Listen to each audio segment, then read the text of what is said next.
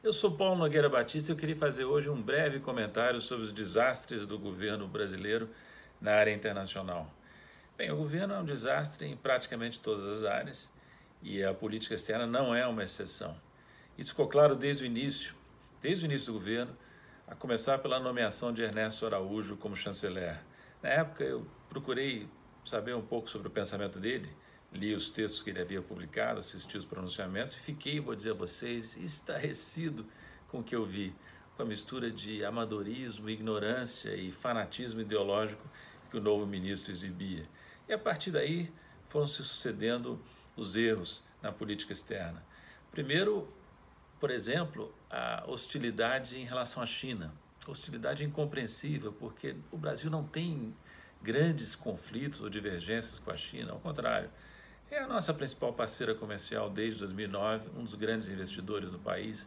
Nós temos com eles uma cooperação de longa duração no âmbito dos BRICS. Criamos com eles e com os demais países dos BRICS um banco de desenvolvimento em Xangai, do qual fui vice-presidente nos 2 anos iniciais do banco. E, portanto, brigar com a China, comprar briga com a China não faz sentido. Mas, na realidade, essa hostilidade em relação à China era outra face de um problema maior, que foi a decisão totalmente inadequada de alinhar o Brasil aos Estados Unidos, tomada desde o início do governo. O Brasil fez, vocês vão recordar, uma série de concessões desde 2019, políticas comerciais ao governo Trump, e obteve nada, praticamente nada que eu pudesse perceber importante em troca dessas concessões. Na verdade, era de se prever. Os americanos desprezam esse tipo de comportamento. Eu conheço os americanos relativamente bem, morei 8 anos em Washington, quando fui diretor executivo pelo Brasil e outros países no FMI, e podia ver nas reuniões do FMI e nas reuniões do G20 a indiferença e até o desprezo com que os americanos tratavam seus satélites. Voltou a acontecer agora com o Brasil. O governo Trump não só não deu contrapartidas, como trata o seu vassalo sul-americano com visível desprezo, né?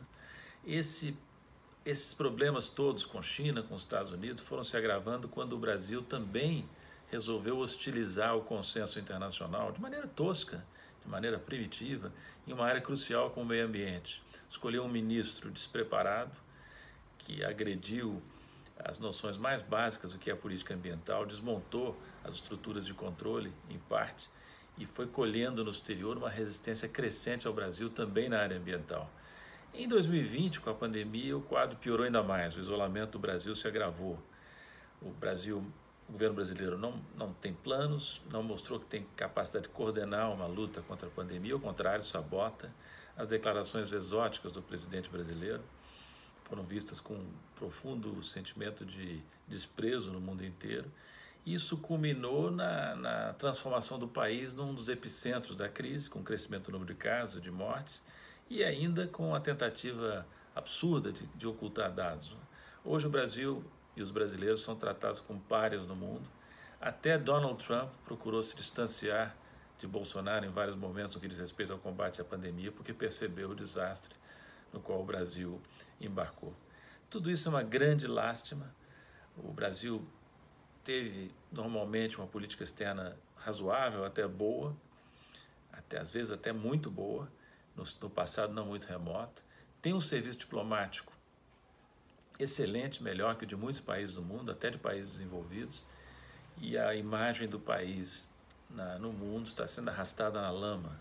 Volto a dizer, o Brasil é um dos grandes países do mundo em termos de extensão territorial, em termos populacionais, em termos econômicos, não pode se comportar como um anão ignorante e ressentido.